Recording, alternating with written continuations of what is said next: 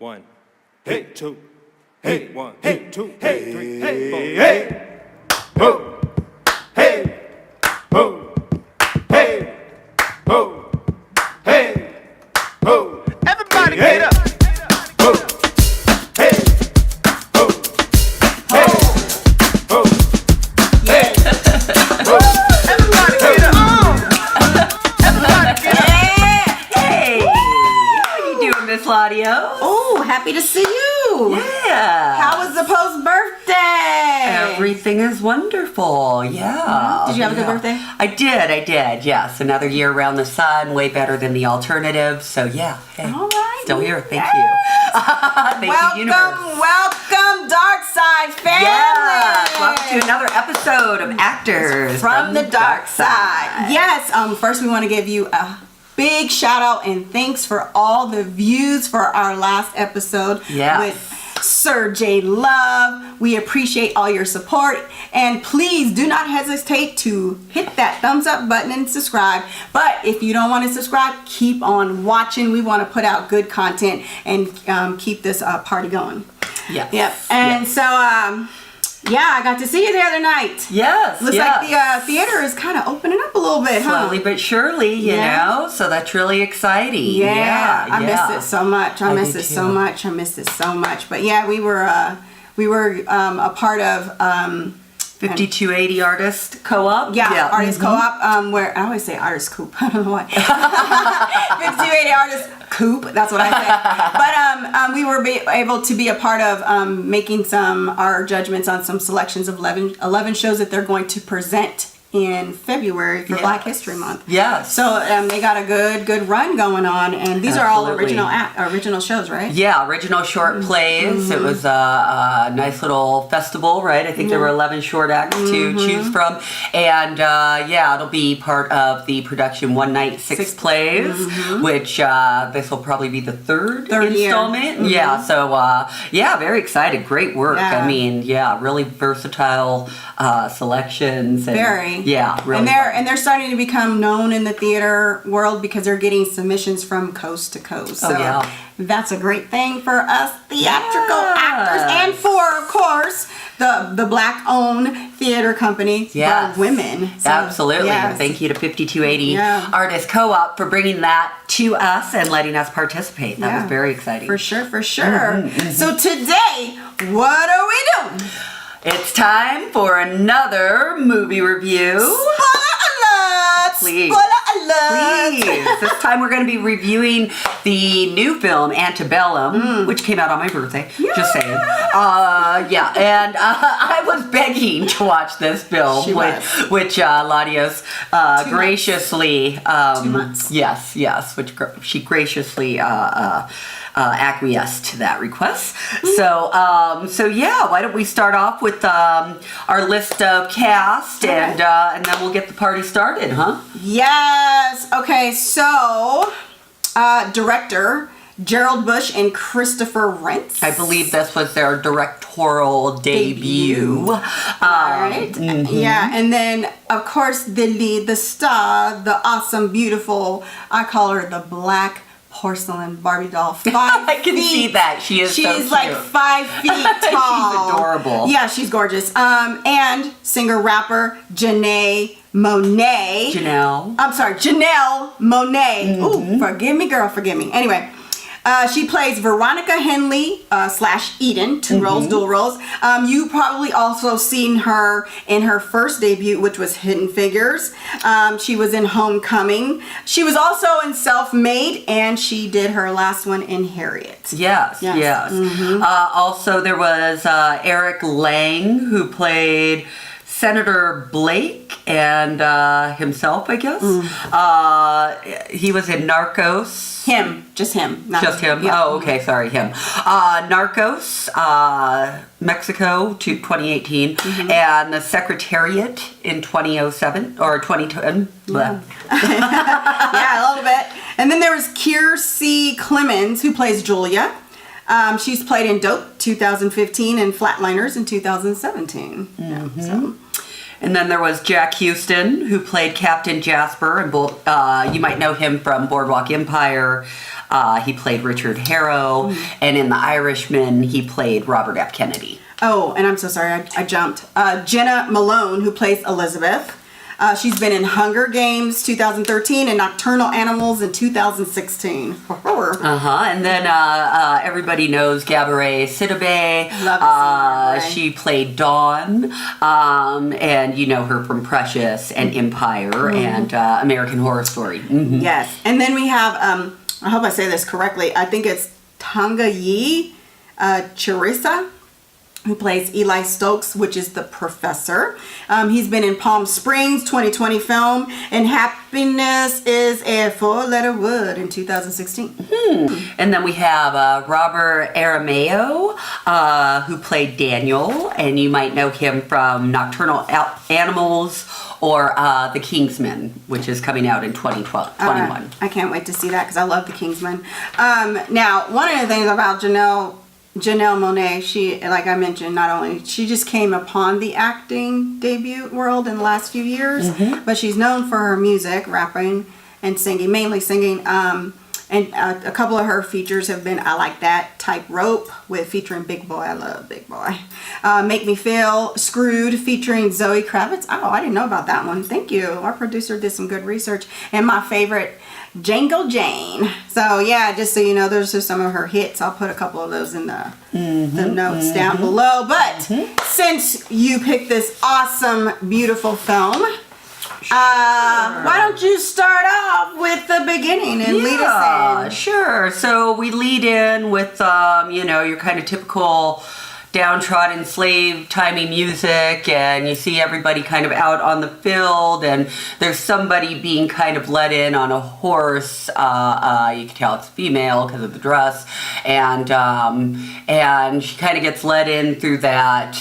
And then we kind of get detoured over to another scene between a African-American man who's not wearing a shirt and has on one of those collar kind of devices and the iron collar, and then another woman kind of screaming and crying and all of that, and obviously they're being separated, and I believe she gets shot, Yeah, right? she gets shot. She tries to escape, and they do a rope. And they grab her by the neck and pulls her. Yes. And he's on the horse, and then when he trots up to her, she says, "Kill me." And he was like, "I will surely oblige." Bang, bang. Now, I noticed some discrepancies just in this very first kind of scene. The dress that this girl's wearing is rather bright for slave times in terms of what people, as far as we know, would wear, kind of thing, and it kind of starts making you think, what time frame are we actually in? What's really going on? So that was a really early reveal for such a big part of the movie, which of course I am going to take away marks for, because again, this was labeled as a horror film, and I have some issues with that labeling. So so I think then, well, I read a review about a horror film. I don't know if it was labeled as a horror film. I read the review that you sent to me, but the reviews that I get were not. As far as like if you were to look it up on Netflix or anything, the genre is horror. They put it under horror? They did, and that's a huge reason why this is going to get a low grade from me. But going on, because that's the way that I viewed this. This is a horror film. They're going to be able to go at it, you know, and all of that. So yes, we'll find out. But but at the end of the day,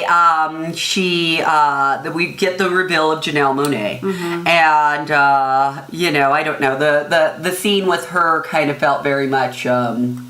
I don't know, it was reminiscent of Roots to me. They went through a very big kind of say your name, you know, kind of this, you're going to now use your slave name kind of thing. And I believe that's when she gets branded, right? She gets branded right away. So she's brought in on a horse, taken to the little cabin. Yeah. He's, you know, whooping her, and he was like, "What's your name?" And she's saying, you know, Veronica. And he was like, "What's your name?" He's beating her, and then he was like, "I don't want to do this, but I need you to learn." And he brands her. So when he brands her, She says, my name is Eden. Yes. And so I did have an instant flashback about Roots. But I stayed present because I was like, there's something really weird going on here. Right. And so I always said there was something, like you said, there was a reveal. And as I was like, okay, so I always kept saying, is this present time? Because one thing I noticed after you've seen her getting branded, then you see them going back onto the plantation and they're bringing in more slaves, female slaves. Now, the first thing I noticed, and some of the reviews, I'm going to read some of the reviews. There was a tons, but I picked 3 that stood out to me. But the first thing I noticed that I thought was interesting is one of the slaves, her eyebrows were completely arched and perfectly done. And I was like, she don't look like no slave. She don't look like no slave. Like, I said, the makeup artist was either horrible and didn't know what the hell she was doing for the show, or there's something going on. So it kept my attention. And then, where we go. Sure. Well, and just on that note, before we go further, I still have this question in the back of my mind. Was everybody there unwillingly? Just gonna put that out there. So that's and that adds another layer to maybe it's more plausible if people were there. If some people were there as willing participants, in terms of being paid actors or that kind of thing. So that was in the back of my head as well, because one of the things that happened before those women get let in is they're out on the field, and I remember the guy says, the kind of overseer, if you will, he says Jasper, along the lines of, let the sound of the Confederate joy be joy to your labor. And I said, okay, a reformer plantation, is there any such thing? And B, wait a minute, a Confederate victory. Are these people here rewriting history? So that was the other kind of question was, okay, is this some glorified reenactment camp where, the South won, and now they get to play out this, this is how it would be. Like a new version of what's really of slavery, absolutely. Yeah. So that would was make one sense thing. So that was one question that I had. But then you did have, and they do show a scene where she's in her cabin, kind of greasing a hinge, and she makes these big steps so that, she's not making noise on the board, and some black guy comes to the door with a frying pan, and he says to her, we must try again. And then she shuts the door, and that's when we kind of get the next scene with these ladies getting drug in. So you're like, okay, have they planned a coup before? Has she tried to escape multiple times? You really confused as if it was like present time, and they're like it seems like we were in present time, but we have regressed back to the original slavery, back in the Confederacy. That's what it seems like. And so it was really interesting. So the young girl who I didn't get her name, but she comes up to Janelle. I'm going to call her. This is Eden. One of the new slaves. The she real comes pretty. up to, she's pretty, like big hair. She comes up to Eden and says, "What's going on? I can't do this." She was like, "I can't do this." She's like, "I was told that you can get us out of this." And Eden, again, that's Janelle Monae says, "Just keep your head down and don't say nothing," because they had them so instilled with fear that they wouldn't allow them to talk to one another, to whisper. Yeah, those were the line. Those were the rules. They wouldn't allow them to whisper one another. They can only talk when spoken to. Right. And so it was very interesting of how this unraveled for me. So and that was another thing, like when she says, "I heard that you can get," and I was like, okay, so she's the heroine, and what's going on with Eden? Okay. Yeah, I made a couple of notes on that because he tells these new women when they get let in, he gives them 3 rules. Number 1, no talking without a white person present. Number 2, you do your assigned daily duties. And number 3, you whistle while you work, right? And then when that new girl is in Janelle Monae's cabin, she says, "I'm from Virginia," or "You're from Virginia, I'm from North Carolina, I can't do this, you gotta forget about it," right? I think Janelle Monae says, "You gotta forget about it." Yeah. So this clues us on to the fact that these women know about their past. Yeah. So if they know about their past, then this is what bothered me about this film. Then that means that they're just going to take this degrading position with no fight and no, like, you know, to me it was a huge accusation to the black race. Like a huge accusation to the fact that, oh, you know, so much of slavery gets, the shame of slavery is that it's always pinned on us like, oh, we just let it happen. We just, we just let it happen. And that's not the truth. The torture, the bodies, you know, like Negroes had Point in South Carolina where they had heads of black men when you walked into the gates of their goddamn city. The terror, like, and that's where I wanted this film to actually go. When I said a horror slave, oh shit, they're gonna like really push shit. It didn't. It didn't at all. So let's go back to I want to just challenge you on that kind of direction about what you're saying. Like you didn't feel. Let me make sure I'm saying this right. I'm just paraphrasing. I'm not quoting you. That you didn't feel like it was kind of like it was degrading. Like we wouldn't have fought. Like we would have fought. I thought that was a degrading. Okay. I thought being a slave, being a sex slave, is degrading. So to go into this position where now you're just doing manual labor all day and being a sex slave, that you just take it. That you wouldn't be fighting every minute of your life to get the fuck out of that situation. I want to challenge that. So that's what I didn't like about the movie. I want to challenge that. I didn't make it. You know, I didn't make this. That's just my observation. Okay. And we're going to be right back after this break.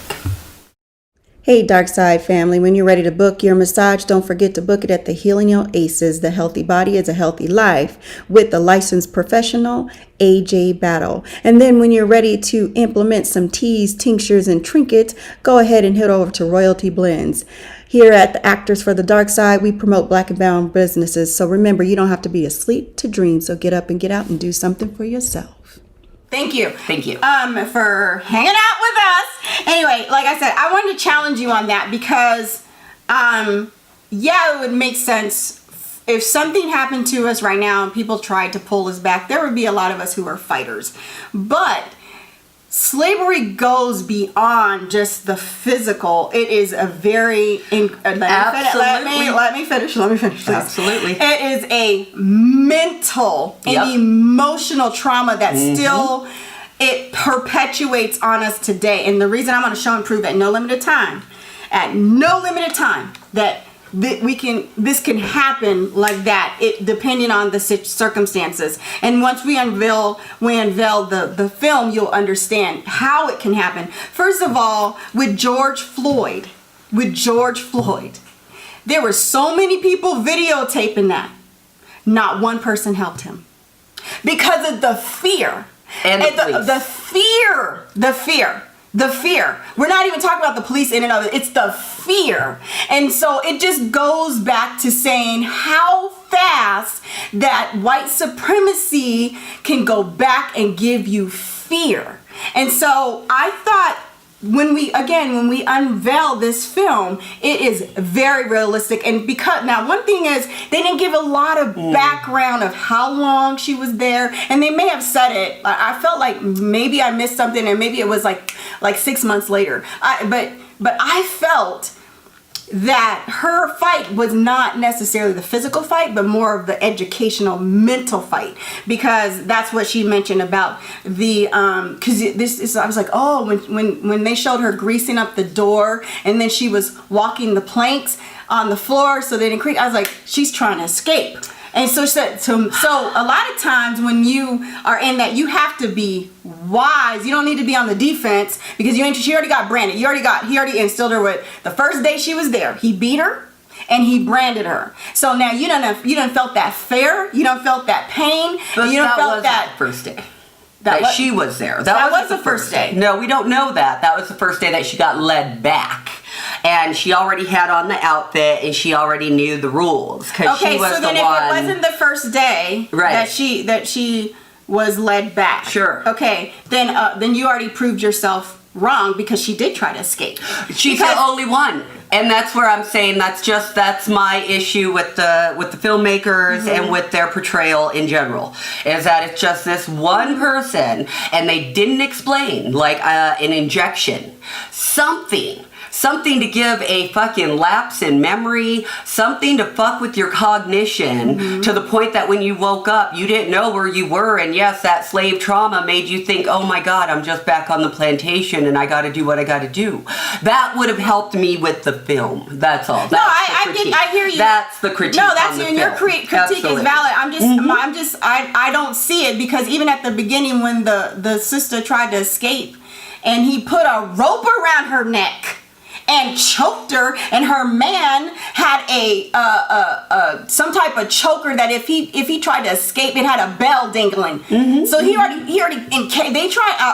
they tried to escape before. Sure, but there were countless people on there. I don't know how many was on there. Yeah, and obviously, I'm sure there were several people trying to escape. Well, and then he killed her. She's like, just kill me. He killed her. So again, you gotta go. The fear is being reinstated again. It's just like when a woman was pregnant back in slavery times, and they hung her upside down, and they cut and slit her belly so the baby could fall out. Right, absolutely, and then stomped on the baby's head. Yeah. And so that says. And they only have so much time to really show this film, but I could see how they reinstilled the fear. But we're gonna move it along. I thought they could have done better in doing that. The punishment was so fucking light. So anyways, again, for being a horror film, I didn't have one squeamish turn away moment, not one. So let's go on from the cabin with the new girl who's saying, let's do something. And she tells Eden, you're no leader, to her face. You're no friggin' leader. So I think after that, is that the dinner? Is that where they go to next, is the dinner where they're leading in all the quote-unquote soldiers, and they have all of the black women along the edges of the room, and the guy gives his speech, and talks about how, these are the fruits of the Civil War, basically, as, this is their God-given right, blah, blah, blah. And he says to these soldiers, everything you see here is at your disposal, meaning, of course, the women and that kind of thing. So this girl has an exchange with one of the soldiers. the new girl? Yeah, the new girl. The new girl who was from South Carolina. Was it South or North Carolina? North Carolina, So yes. she's led into the room by one of the soldiers. Because you do hear when they're picking cotton, the background of the war. You hear, bombs going off and cannons. And so this is why it was so, I can see why they put it in a horror, but to me it should have been kind of more of a sci-fi, but I guess, I don't know if sci-fi is a part of horror, but I put it more of a sci-fi thing, but then, because I was like, are they transporting in and out of the past and the present? Are they crossing worlds? I could not figure it out right away. So then, clarified that for us filmmakers. I thought, for me, I didn't need clarification. I like the journey of trying to figure it out. So I don't want to figure it out, right now. I want to know, like, it's a story, and if someone tells their but story, there's holes in stories that should be filled in. So that's all that I'm saying. There were a lot of holes. You don't have to defend you don't have to defend how you view it. I'm saying from my perspective, this is how I felt. And so anyway, the young man goes in, and he goes into the room with this young lady. And one thing about her is she had shared with Eden that she was pregnant. Yes. And so she's trying to, the guy he's seeming really, really shy.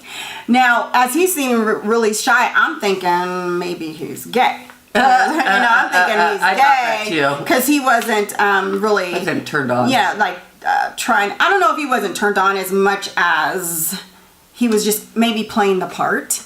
And so remember, this is people playing their parts. And so anyway, she starts talking to him like, let's get to know each other. And then all of a sudden he turns from Tragos to Camos, and it's like, who the hell, or Camos to Tragos. He was like, she disrespected him. He was like, why did you do that? And she was like, do what? She was like, you spoke to me when I didn't tell you to speak to me. And so anyway, she was like, I just thought we should, and to get to know her anyway, he ended up beating her, kicking her, I don't even know if he raped her or not. But No, God, no. He didn't rape her. The disrespect was in the fact that she was like, "Oh, you're such a nice guy. Yeah, and you wouldn't hurt me." And that's when he turned on her, like, "Bitch, I am as much of a fucking Confederate as anyone else here. Yeah. I basically hate y'all just like them. And if you dare try to say that I've been trying to be nice or any of that other shit, you'll learn." So he kicked her out. So for good. he beat her, and again, there's more fear in there. So like, you were the new bitch, but I'm gonna show you. I don't care how shy I am.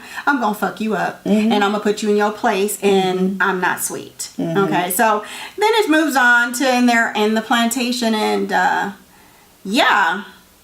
she doesn't show up. No, she shows up late. Yeah. She shows up late to go pick the cotton. One thing I saw at the beginning of the film and a couple of times throughout is Eden looks up in the sky. And that's another cue that something's off about this whole setup. Something's off. She looks up in the sky. She's hearing these bombs, but she looks up in the sky, and I'm like, wow. So, the overseer, he tells her she better not slow. She's allowed one time to be late. I'm sure he knew that she was jacked up. And she starts to hemorrhage. And Eden has to take her to, her cabin. And she has a miscarriage. She loses her baby. And you can pick it up. Let's see. I think I don't really remember exactly what transitions, but doesn't she commits suicide pretty much the next scene, doesn't she? Yeah, the next day she doesn't show up. Yeah, I guess the next day she doesn't show up, and then she commits suicide. Right. And then again, this is another kind of hole that I just didn't love in the film. She's in bed with the slave owner, and after they have sex, all of a sudden the phone rings, and boom, she's transported right back to her house and her regular life, and everything's just hunky-dory and fine. So, questions. What did you like about that? I didn't like the fact that you don't understand how that happened, right? How do you just go ring, ring, all of a sudden I'm in a new place, new circumstance? B, how many times has this happened? C, is this a figment of is this a dream? Is this, so there's a lot of different ways that you can go with that. And to me, that just wasn't very fleshed out, because we see later that she's physically transported back to this place after an airplane ride and all this other shit. So how the fuck does she just magically wake up in another state, all different clothes, all of that? So I just didn't feel that was very fleshed out. And she's back in her normal life, and we get to see who Veronica Henley is. And she's an accomplished author, and she has a loving, doting, handsome significant other, and a loving, doting, beautiful little daughter, and a gorgeous apartment or gorgeous home, and obviously black wealth, and they're living their best life, and she's very educated. Very educated, she's I think she has a classy and she's lady. an advocate for women being appreciated as well as black women, and she does touring for her book, and she's an activist. She gets a phone call, or is it a web? She gets a web call. So she gets a web call, but someone because she's about to fly or go do a presentation of her book, and someone, I guess, asked to have some time or set it up with her schedule, and it's coming through, I guess, Skype or whatever. Yeah. And so that would be is that Jena? That's Jena Malone. Is that right? Okay. Yeah, is that Jena? Who plays Elizabeth, right? Okay. Yep. So she breaks upon the scene in her southern drawl. Yeah. And you actually see Jena at the beginning. Yeah, Jenna's on the plantation, and so now Jenna's back, and again, Janelle Monae has no memory of her, has no recollection of any of these things. Again, another plot hole. Anyways, and all that Jena does is condescending. That's pretty much the whole basis of the phone conversation. Yeah, she doesn't have any point, no invitation, no nothing. She's just very kind of condescending in a complimentary way. She's just very Southern bellish with Janelle Monae, and asked to see her child, which kind of creeps her out. And finally, she sees her in the background. Yeah, she's like, I can't wait till she can play with my little girl again. Yeah. And then she says, we will be together soon enough. Something to that nature. Something weird. Yeah. Yeah, and so I like I actually like this twist because there's like, so she was a slave in the past, in the present, and then now she got escaped, and now we're trying to figure out how she get back to the present, and now I'm going to bring her back. So I like how they connected that because it all tied into that phone call. And I was like, there's a cell phone going off on the plantation. And I was like, something's weird. Yeah. And so this is why I felt like sci-fi, I don't know if horror could be sci-fi, but sci-fi could, for me, it would have been a sci-fi film because, sci-fi, you can go in and out, back and forth, and it doesn't matter. It all ties in as long as there's something in that phone tied in. So then now you see Eaton, now she's Veronica. Veronica's going to her hotel, and she's doing yoga. And I thought this was so interesting because they show this shot of her doing a backward bend. And I was like, see, I look at film so different. I do film. So I'm not like, what is the purpose of that shot of her doing a backward bend? On yoga. And it was amazing. You'll find out in just a minute later. But anyway, she's like doing her backward bend, and then knock, knock, knock. And one of her girlfriends comes on the scene, and it's Dawn, which is Gabourey. Sidibe. I love Gabourey. This girl, whoever wrote this dialogue for her, was on point. So anyway, she joins her. They're supposed to. She's about to go do her presentation. So she's getting ready. She brings her coffee and she's getting ready to go to her presentation, and you can pick it up. Sure. They go to the presentation, and I believe that the book is called Shedding the Coping Persona, right? So she's an author talking about basically kind of black, what is it? Maybe camouflaging or I don't know what the term would be, but basically acquiescing to white people so that they feel, I don't know, but that's kind of what I was getting from her talk. That's not what she was talking about. It probably wasn't. Yeah. But she said, in terms of white people, their arrogance is their greatest vulnerability. In terms of the film, I'm wondering if they're saying the same thing to, African Americans in terms of taking these great leaders and being able to subjugate them again, in terms of like a professor and an author. The question still remains to me, going back to the whole plantation scene, again, it still remains, did they just go and select a few people to torture while a bunch of other people were just there getting paid or just, going in and complying with whatever this role was. So yeah, she does a great thing on the talk.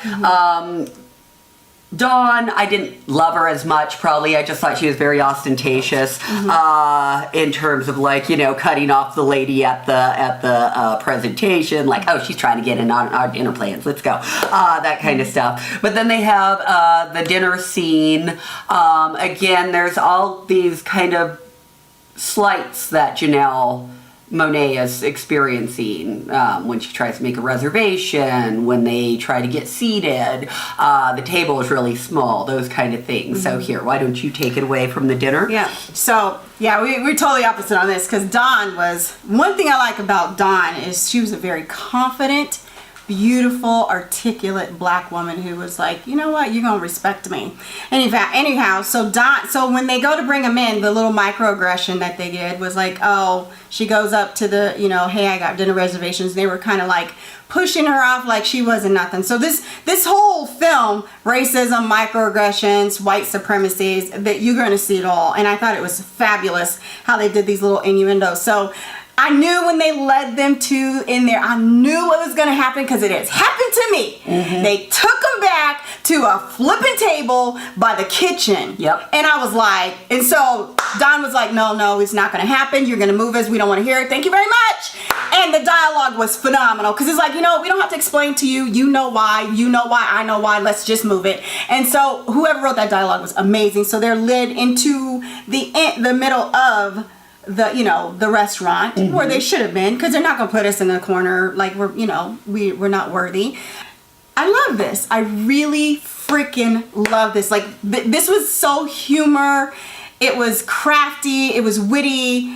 So this white guy sends over a drink to Gabourey, who's really Dawn, who plays Dawn in the role. And so she's making eye contact.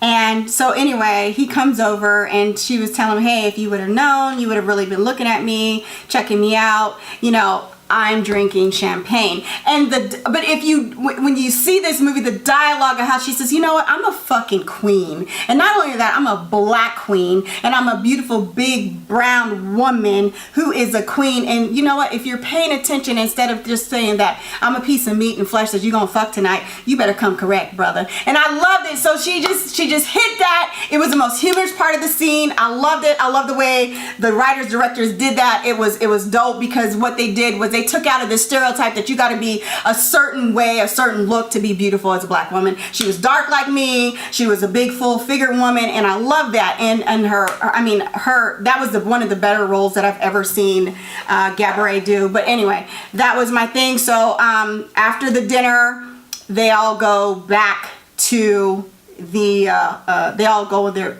No, wait, did they go their separate ways? They just go out to the street. They all call Ubers. Oh, wait, but before that, let's back up, because after she did her presentation, she went, her being Veronica, she went back to her hotel.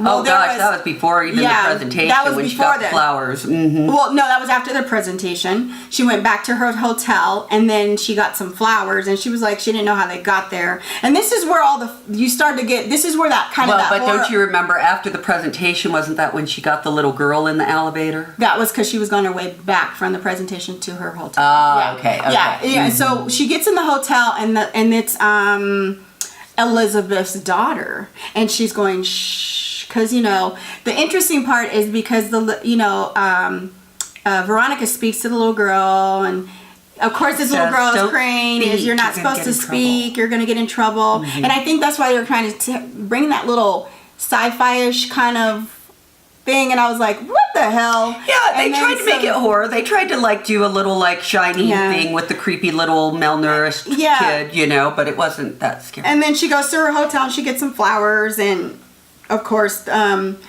obviously Elizabeth has been in her hotel and destroyed it and went in there putting on her lipstick and all this crazy stuff. So you're trying to figure out, it's almost like, to me, a sci-fi thriller than it would be a horror. Yeah, it is, but that's why they mislabeled it. And there were just a lot of misses. I mean, Elizabeth doesn't, mess up the place. She just goes through her stuff and takes her lipstick. And later on, when she gets all of her papers all on the floor. Oh. You didn't see that? Why didn't Janelle Monae notice that? Because she didn't even notice that her lipstick was gone until she got into, she puts on the green dress and all that. She probably has more than one lipstick, too. So, yeah, I don't know, but that's what she noticed. She took all of her papers and just threw them on the floor like this. She did. She did. Okay. Mm-hmm. Because Janelle Monae, when she comes downstairs, she has on her green dress. She passes off the little girl. That green dress. Let me tell you, nobody can rock that. Oh my God! Whoever did the wardrobe, amazing. Makeup artist, amazing. Oh my God, it was so dope. Anyway, sorry to it was good. Go on though, because we went backwards. So. Well, I just wanted to talk about that because I had missed that loop that when she went, and so it was very minor, but they integrated 2 scenes of minorly creepy, with some creepy guy giving her flowers and a little creepy kid in the elevator. Very minorly creepy. I think my kid Lana could handle this in terms of horror. Because horror does not necessarily means it has to be scary. Yeah, I guess. Because but again, it was just because if you've seen Get Out, that was horror, and it wasn't there were scary. elements of it that I wouldn't introduce to my kid. Because it was a little creepier. But horrors have different grades of horror. So sure. I mean, and I haven't looked to see that they registered as horror, but it's the only reason why I was interested in it. Yeah. Okay. Yeah. Gotcha. Okay. So now when she left the dinner, they're all going. She takes an Uber. Well, the girls take an Uber. She takes an Uber. She gets in the car, and it obviously is a white woman driving. I'm sorry. I hate this. I'm sorry. If you take car shares, you never fucking just get into anybody's ride. You always, hey, so-and-so, so that just annoyed me, but go on because it's a horror film.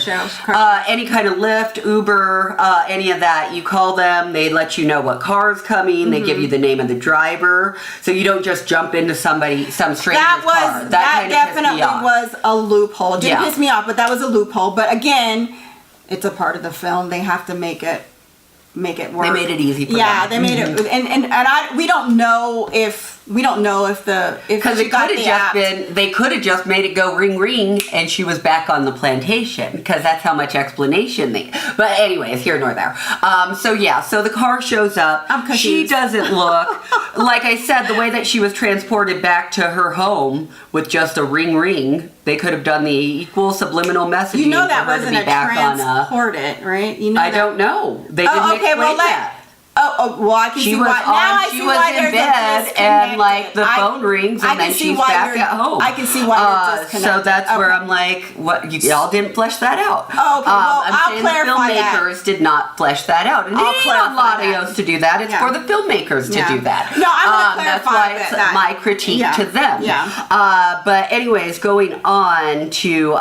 She got in the car. Yeah, she just gets in the car blindly, and there's loud music playing. The chick doesn't acknowledge her, and she's just like, "Can you turn that down?" And still doesn't acknowledge her. And then finally, she's at a red light, and that's when she realizes, "Oh shit, maybe I shouldn't have gotten into this car." By then, it's too late. White guy Jasper reaches around, grabs her, and then they're on their way back. And they drive past her friends who are jamming out to one of Ya Ya Yee, Ya Ya Ooh, yeah. And so they don't notice her struggling, and they go their way, and she goes off to the plantation. Yep.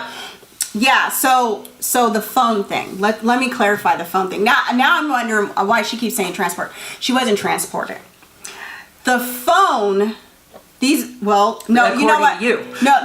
Yeah, it's not. because they didn't explain it in the movie. Well, you know what? That's what I'm saying. Before I talk about the phone, let's keep going, because then once we finish, then I can come back to the phone. The your phone was not a transportation thing. No. It was just a regular phone. I know that. No, I know that. I'm just saying, how the fuck did she get back to her house? They did not explain that. The phone rings and she wakes up back in her house waking up in her slave house. I'm going to explain it to you. You can, and that it's going to be Okay. your theory, because the filmmakers did not explain it to me. okay. So go ahead. Oh, well, let's get her back. So she's Sure. on the plantation, and we're back to where she's doing I guess the guy just finished screwing her master, whatever. And so here's the beautiful thing. She's decided Yeah, she's gonna. 'cause that's- Yeah. Okay, go I'm ahead. sorry. No, they smash her head against the wall, so she's unconscious when she gets back to the plantation. So go ahead. Excuse me? Don't you remember in the car when they were struggling? They're finally, to get her to stop struggling, he slams her head into In the the car? window. Yeah, and then Okay. the next scene we wake up with her back in her master's bed. Okay. Yeah, so that's all. I see where you're going, and okay, good. Okay, that's good. So she's in the bed with the master, and then this is so funny. We got a very big disconnect. I do film. She does theater, so I get it. And so anyhow, she decides she's gonna escape. So now you see why she's been greasing the door the whole time, and then you see that yoga scene. So she has to get out of bed, and she does that backward bend off the bed. And it's then- after we hear the conversation, though, right? Because he does have a phone conversation. The first time we hear the phone ring, she's transported to her current life. But the second time, he has that whole conversation with the guy, like, "Hey, it's 3 a.m. Yeah. Don't be called." And we hear him drop his southern accent. Yep. And all of that. So now Yeah. go on, because that's when Okay. she kind of gets out of bed and. So she tries to escape, and then this is why it's so great to have two different minds, because you can see where people's perspective, like when they're looking at a film, like what they're getting and what. Okay, so anyhow, she gets out of bed, and then she's like freaking out because she comes out and she's like waiting for something, and then we find out that she's waiting for what's his name. The professor, Elijah Stokes. He's the professor, and so. I guess he does like a song or something, or some type of song to let him know I'm here. And, but something happened, didn't it? Yeah. She goes to get a phone, right? She finds that phone. she listens to that conversation, and that kind of prompts her to the Which next night. conversation? She listens to the slave master's conversation, and then she sneaks back in bed and pretends to be asleep and all of that. And it's the next day when she finds the professor and says, "Hey, we're doing it again. Okay. We're doing it tonight." All right. And so I'm that jumping next ahead. night, that's when she's in bed with them. She waits till he's asleep. asleep, waves her arm, and that's when she does a really cool acrobatic yoga move to get out of bed and make sure that the phone doesn't creak or the floor doesn't creak. Yeah. And she gets out, she gets the phone, and she's able to make a phone call. No, she's not able to make a phone call yet because she calls 911. Yes. And it goes dead. And Yes. they can't because wherever they're at, it doesn't have good service. Yes, and she's with the professor. And they try to escape, but she was Well, the like, two guys come, don't they? yeah, the two guys come and they drop the phone. So let me tell you about the phone. Okay, so they drop the phone and then they go hide on the side of the building. Which now that to me wasn't so realistic because I can't understand why they didn't find him. But anyway, the two guys, one who had beat that one girl from North Carolina, that's supposed to be the soldiers. This is where everything starts to unravel and it starts to make sense. They pick up and he's like, "Is this your phone?" And he's like, "No, you know these aren't allowed on the we're not allowed on the plantation. Right there, you know." And he also says, "Don't use my real name." Yeah, he said, "Right there, you know, something's. This is present time because they have a cell phone, Yep. and right there, you know that this is not real, but it's real. Like it's not like what they're doing is not real. So the phone, we're going to keep going because I want to talk about how the phone plays into what you keep saying, transport, versus flashback. It wasn't a transport.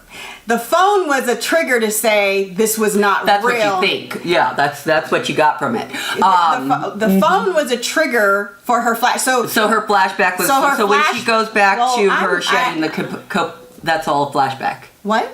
You're saying that dinner and all the things that she had with her friend, that was a flashback. Yes, because that was a flashback because and I'm gonna tie it in when we get to Elizabeth at the end when they had the big fight.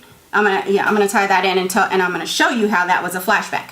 So anyhow, the phone. You see these two soldiers. They pick up the phone, so forth and so on, and they go. Where did they go? Did they walk out into the field? One of them goes to his cabin, the other one goes to take a piss. Yeah. And they're like standing, the one guy is standing like a foot away from the other two. But here nor there, I don't think it goes anywhere, right? He takes a piss and walks back. It doesn't really they're do hiding anything. in is it like the fields or something? Yeah, They're trying to escape. and then they They're go still trying to back, escape. and then they go back and get the phone, and they get an axe. And in the middle of that, she tries to walk back into her cabin. That's when her master kind of clocks her, but he doesn't know that she has backup. So the guy with the axe comes in. They start to fight. Not so much he just takes him out. They start to fight. They have a pretty big brawl, blah, blah, blah. Finally, white guy is incapacitated. They drag him outside. She uses, I guess he uses retinal scan for his phone. So she gets that. She calls her husband, and then the connection's getting messed up. But he says, everyone's been looking for you. Yes! Everybody, blah, blah, blah. Yes! And she's like, okay, so now she's determined. She's got to get back. Now she has a reason. And she takes the white guy to the incinerator, makes up another story to the other white guys, and they just jump in the incinerator. She locks it. This is the most horrific part of the whole movie. She lights the incinerator on fire, rather weak if you ask me. And then she starts riding off. So now you take it from there. So as she's riding off, here comes Miss Elizabeth. She's on her horse. She's like, this jockey girl. She's chasing her, and she's looking for her. And I think, Veronica's hiding behind, and she's talking to her. And she says, and this is how I know it was a flashback.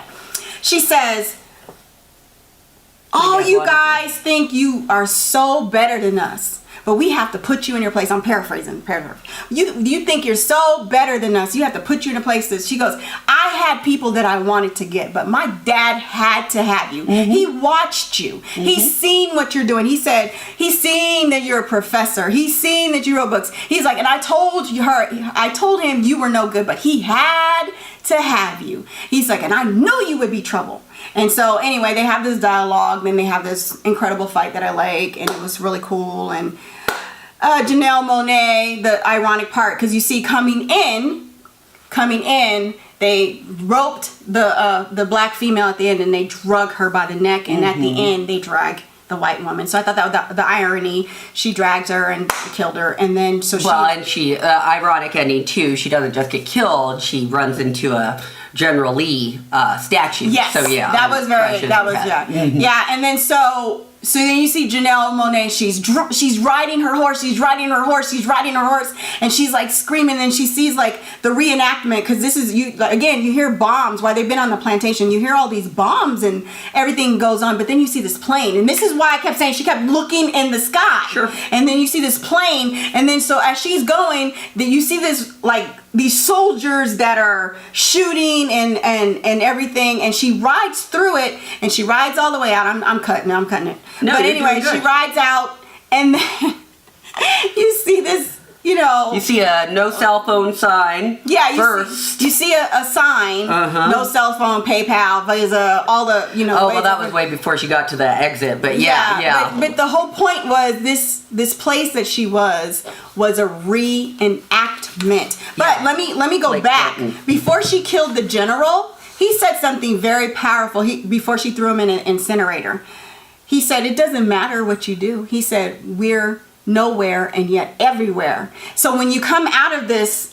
plantation, it was a real plantation where they did reenactments of slavery, and these white people were literally going to get black people who were activists, professors who were upper middle class, who thought they were better than white people, and pulling them to say, you ain't shit, and I'm gonna bring you down and show you ain't shit. And it was still present time, because when they're picking the cotton, something I noticed that was really weird. I was like, that's how I noticed the eyebrows. That's why the lady was like, what is this? What is all of this? The lady had been, this is how it was kind of in my mind referred back to 12 years a slave. They were kidnapping people in present time, taking them and putting them on this plantation, instilling fear on them, so they didn't know where the hell they were, because you can't have any cell phones and the towers didn't work at all.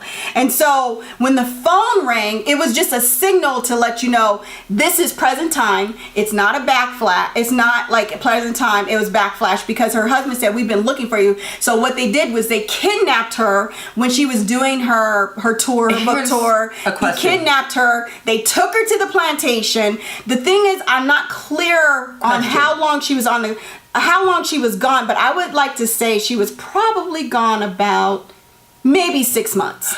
Maybe 6 months. One thing I was wondering is, are they implying that it was the outside proof and evidence that actually made her take action? I.e. the cell phone, i.e. the airplane, that without seeing some kind of fucking proof, she would have just sat there docile and took it. Well, that was one thing that I was wondering. Are you asking that question? No, I'm asking that question to the general, not to you. Okay. Like to the ether sphere. Like, is that what they were trying to imply, right? There were just a couple of things that did not add up. Again, how could you just sit there and take it if you had any memory of your children, your former life, any of that shit, right? Like, that just makes you want to fight. And again, the torture that they set up wasn't enough for me to be like, why aren't you just kicking him? Why aren't you pulling some balls out? Like, yeah, I don't get it. Again, no explanation into any lapse in consciousness or lapse in memory. Again, was she there with complete recollection of Kennedy and Veronica Henley and the life that she lived? Or was there some kind of lapse? Was there something that happened that maybe you would be disoriented to the point of, oh my God, I don't know where I am. I have no recourse. So those were just some little gaps that I had. And my biggest question, other than the professor, was why wouldn't anybody else join in? And it could have been, maybe you had people that were paid, that were playing a role, and that would add to the confusion and malaise of your situation if you're around people that don't seem to be having any problem with this. Or, was everybody this outspoken activist and had this life that was kidnapped? Because if it were that, it doesn't make sense that everybody would go along with it. You know what I'm saying? So those were just some things that made me like, I wish those things would have been addressed by the filmmakers, because those were some big questions in terms of motivation. And, you know, like, what's driving these people? As an actor, you're always wondering, what's the motivation here? What is driving you? So it was kind of clear for Janelle, but again, on the bigger scope, why wouldn't everybody else have this fighting spirit? Why wouldn't everybody else? You know what I'm saying? Just again, so I totally that's her absolutely. that's her All closing my remarks. thoughts are mine. My thoughts are the film. There was some small loopholes. They weren't very relevant, but I totally got the film. The film was present time. These white people went out and sought people, black people that they didn't like, that were causing ruckus, that they were trying to make people. What I got was these were people who were conscious people, educated people, that they knew that can impact the black community, the black and brown community, or people of color. So they wanted to destroy that. And so what they would do is they would kidnap them, take them on this fox plantation. They would start installing fear. And one of the ways they would do, because if you don't know where you're at, where you're going, what you're doing, and you don't know how far you are from civilization, it can destroy you. A lot of times people can be in their own backyard and don't even know the jewels they have because they don't get out of their neighborhoods.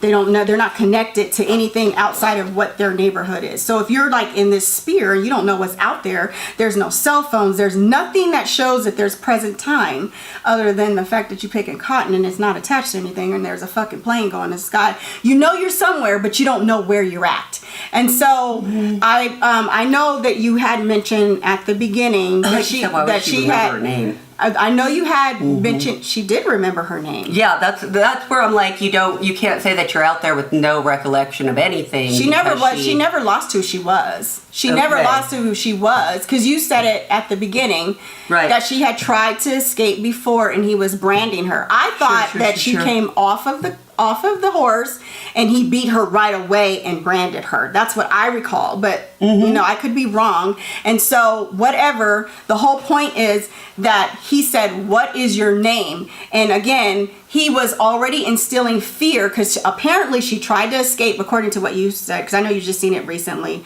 and I seen this 2 weeks ago. That's all that we can presume, because she's led in by a horse. So I didn't presume this. That's what you said. No, that's not what. I'm just looking at the film, and I'm telling you what the film laid out. I didn't write it. Okay. Again, let me finish my thoughts. Let me finish. That's what I saw was her coming in led on a horse. I don't know if she escaped. I just know that she was led in, so I presume. See, I looked at it. She came in on the horse. That was her first day, and he started beating her. That's what I got. That was her first day. She started beating her. From what you said, which made me think, because again, I haven't seen the film in a couple of weeks. She probably tried to escape because he said something like, "You're causing trouble." Yeah. And so maybe she did try to escape a couple of times. Let me finish my thought. Sure. All right. That's you got to speak. I'm not. I'm letting you go. So what I thought. This is what I thought how it went. Again, I have to see the film again.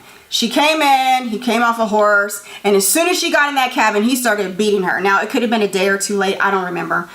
If she did try to escape, he's like, I don't want you causing trouble, because you're already causing trouble. You've been in a lot of trouble. So he could have been talking about the fact that when she was out there as an activist, a professor, and saying, like, you're trying to wake up the masses. He could have been referencing that. But what I got was this was her, her first time there. He beat her. And then he branded her, and he kept saying, "Say your name," because he was telling her, "Your name is now no longer this." Because there was a couple of when they brought on the slaves at the that was the new slaves. When they got, you know what? Are we gonna do this? Okay. Yeah. And then you doing this? That's rude too. Are we gonna do this? I'm just wondering. Gosh. I mean, when they brought on the new slaves, Elizabeth had her daughter says, "What do you want to name her?" She says, "I want to call her this." So they already had a name, so they were like, we're going to change their names right away so that we can instill fear. So he beat her, he branded her. So now you don't know where you're at, you don't have a cell phone, you just got kidnapped out of a car, out of an Uber that you were, and all of a sudden you woke up on this fucking horse. And you're like, what the fuck? You're like, where am I? So you're like confused, you're discombobulated, you don't know your bearings. So that to me, when that is shocking all the way, because when the girl from North Carolina came in, she goes, what is this? Right. That tells you it's present time. She goes, I can't do this. We can't do that. She's like, I know, I was told you are someone that can help me.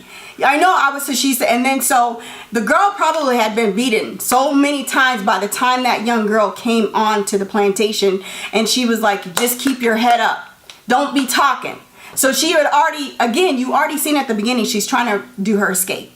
But she's being strategic. And that's the problem with some of us as black people, is we always want to protest. We want to be, shut the fuck up.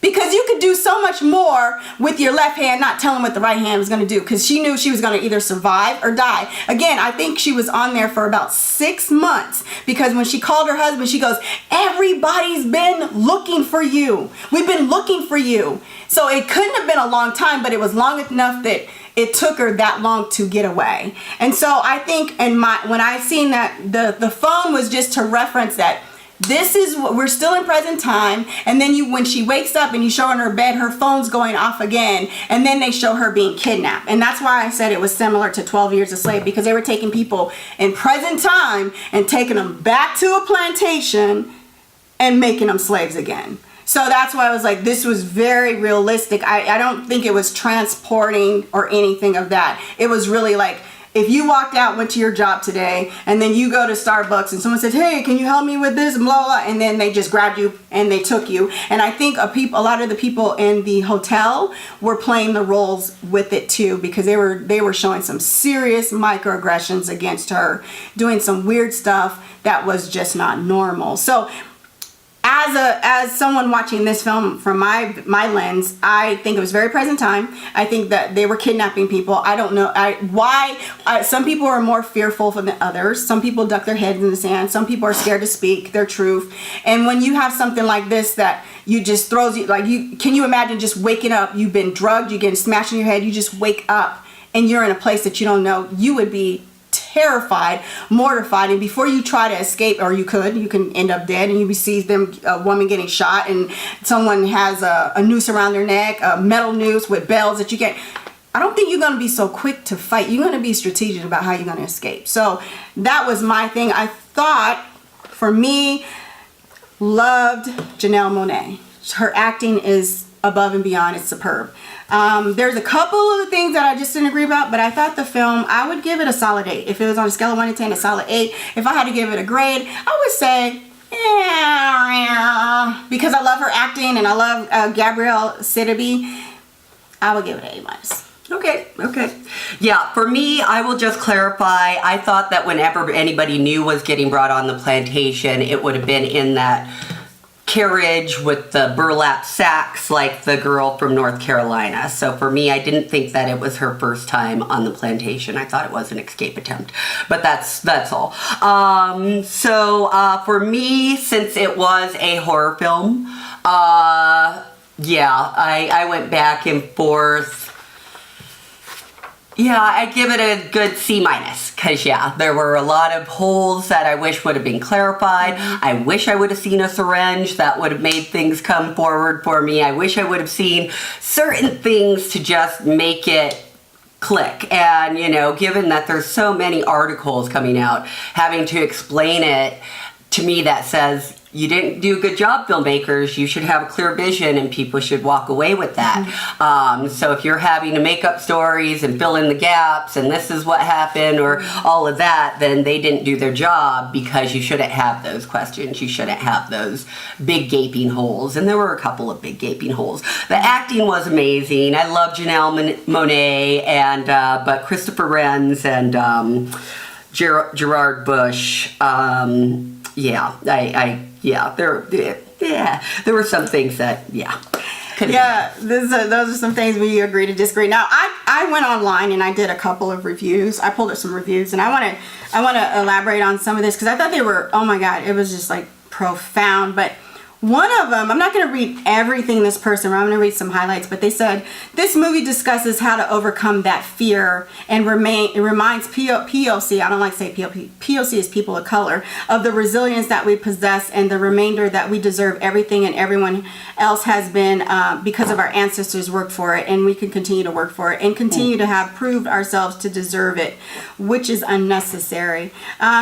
It is a reminder of who we are and where we come, and our personal guide to continue to build our great legacy for our generational wealth, knowledge, and strength.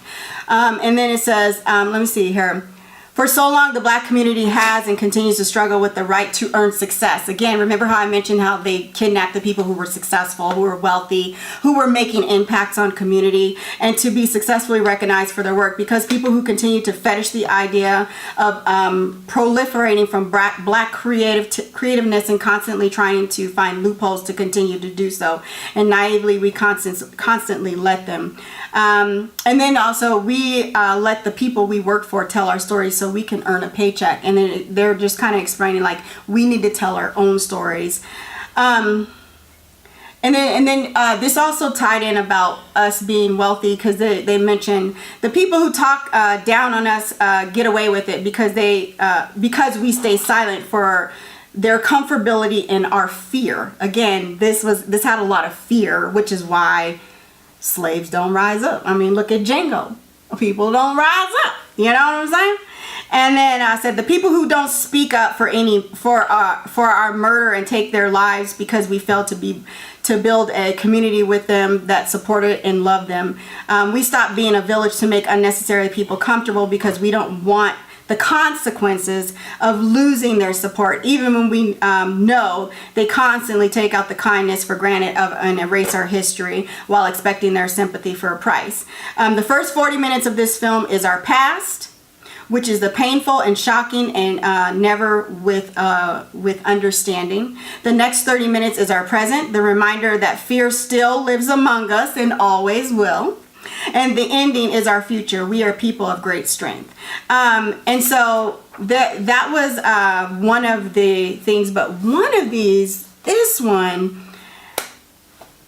was really interesting. I don't know what this person looks like, so I'm not going to make assumptions. But it said, seeing the normalcy in the real world and their psycho-racist, abusive side in Antebellum I think would have been more interesting and sobering. You can tell Jena Malone was meant to be the villainess from the time her face hit the screen and she uttered the first super fake Southern drawl. It would have been more interesting if she were more like wishy-washy, similar to Serena Joy in The Handmaid's Tale, blah, blah, blah.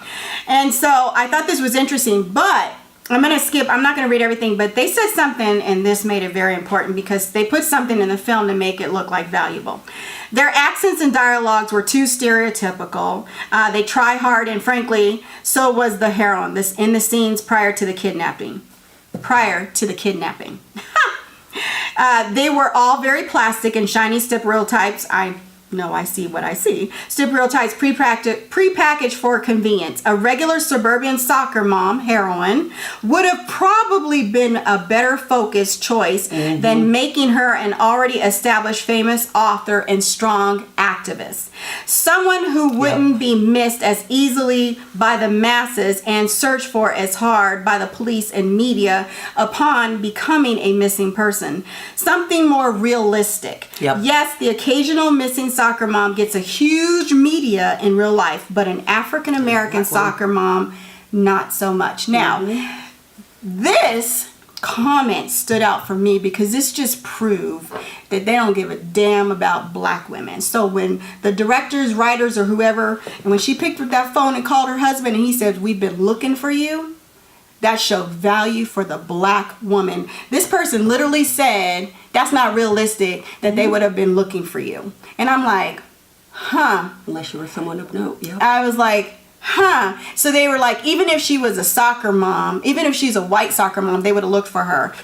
But if she was a black soccer mom, they wouldn't have looked for her. But because she was an advocate, an activist, and that means they would have looked for her, which, you know, that just goes back on to other things, and we can tie in how there's no value for the woman. But this is where the part that they're missing piece.